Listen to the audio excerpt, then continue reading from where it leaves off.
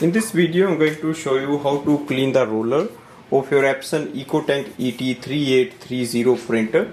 In case your printer is not picking up the pages when you are going to print, then you can just do the roller cleaning and then your printer will work normally. Now first is switch off your printer. Go to the back side, unplug the power cable. At the back of the printer, you can just open this section,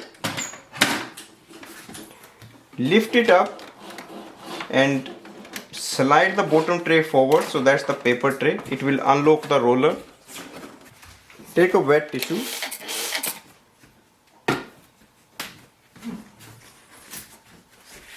lift your printer and get access to the roller, and now you can just clean it.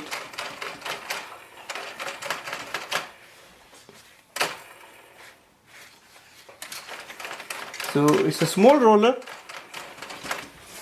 Once you clean it, it should be working normal. Place the paper tray back so the roller will go down.